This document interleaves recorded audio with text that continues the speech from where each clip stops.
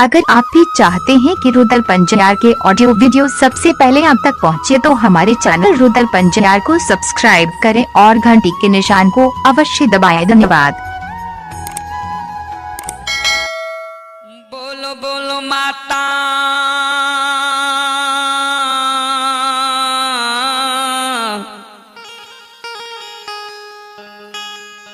भगवती महारानी की।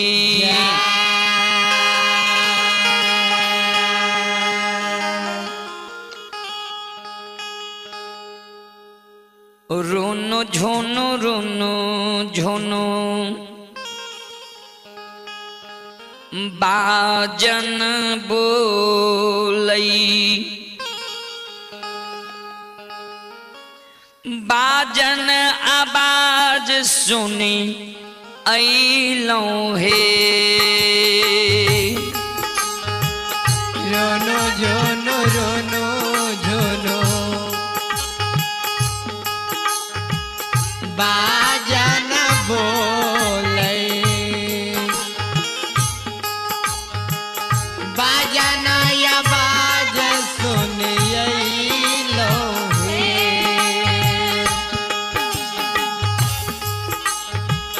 रोनो झोनो रोनो झोनो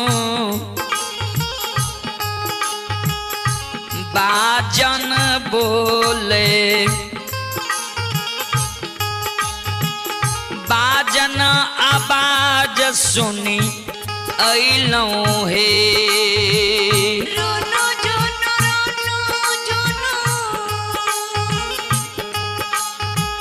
बाजन बोलई, बाजन आवाज सुनी अइलो हे।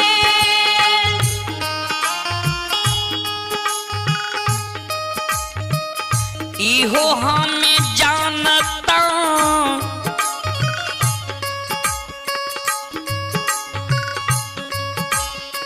गहिल माता ये ते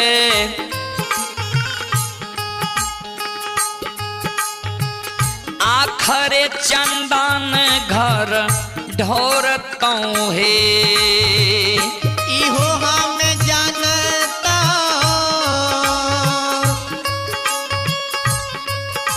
गहिला माता यईते,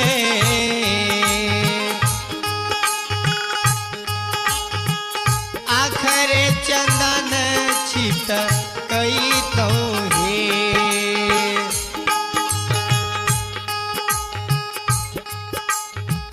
मोती चूर लड्डू हम मिठाई मंगेता, माता के भोग लगेता है। मोती चूरा में मिठाई मंगईता,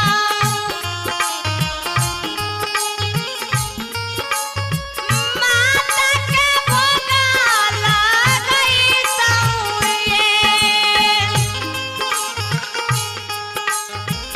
मोती चूर में जय हो मिठाई मंगेता, माता के भोग लगेता है। मोती चूरा में मिठाई मंगई तो माता के भोग लगई तो हे।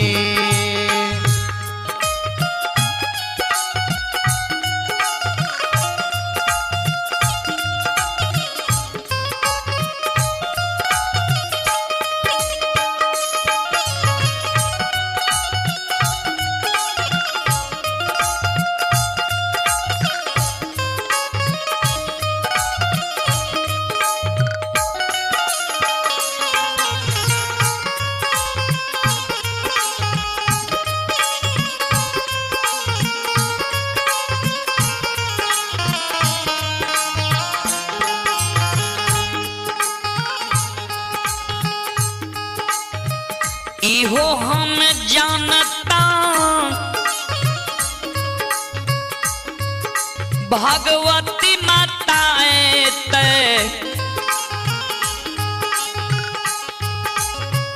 आखरे चंदन घर ढोरतो है हो हम जानता भगवती मैया अइते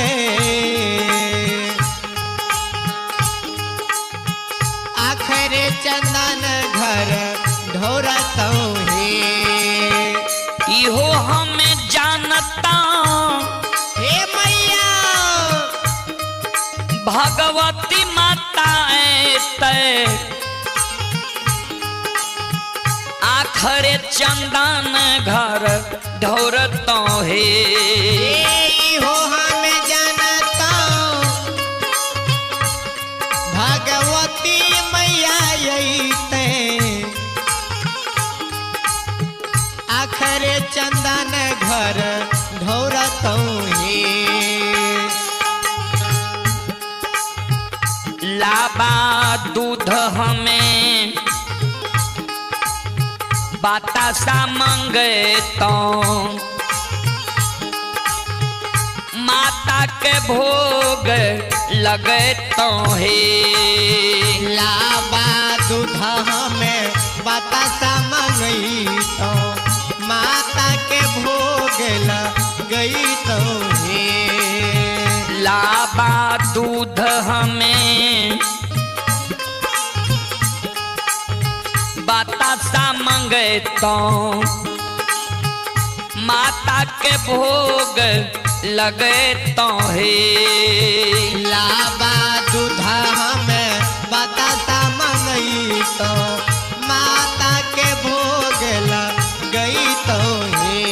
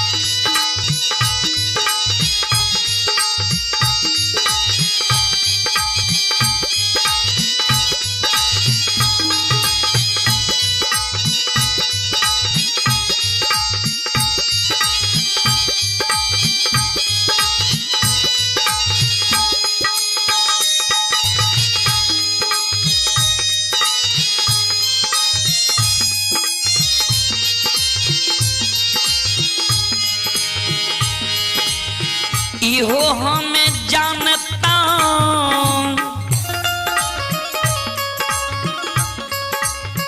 काली माता ते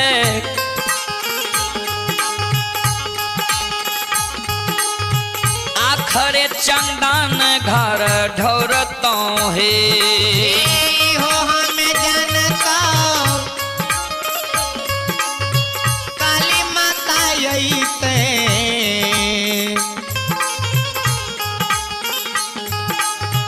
आखरे चंदन घर ढोरतो हे इहो हम जानता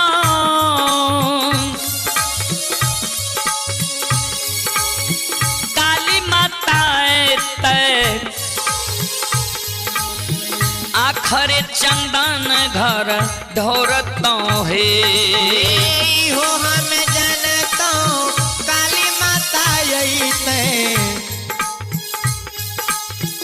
आखरे चंदन घर ढोरतो हे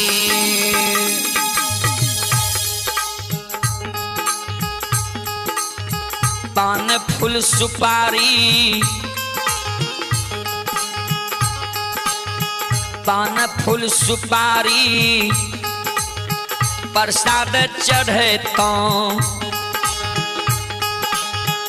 माता के भोग लगे तो हे पान फूल सुपारी प्रसाद चढ़ई तो माता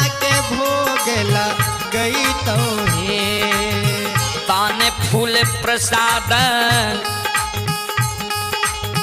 माता के चढ़े तो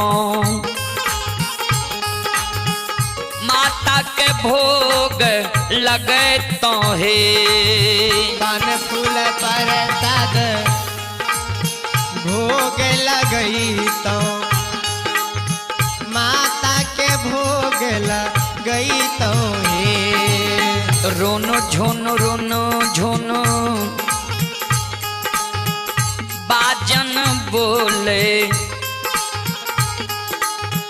बाजन आवाज सुनी एलो हे रोनो झोनो बाजन बोले बाजन आवाज सुनी अइलो हे रोनो झोनो बाजन बोले बाजन आवाज सुनी एलो हे रोनो झोनो बाजन बोले बाजन आवाज सुनी यही तो हे रोनो झोनो बाजन बोले बाजन आवाज सुनी यही तो हे रोनो झोनो बाजन बोले बाजन आवाज सुनी यही लो हे बाजन आवाज सुनी यही लो हे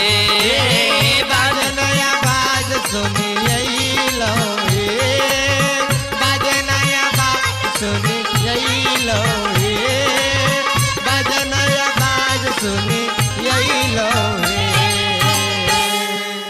बोल बोल माता भगवती महारानी की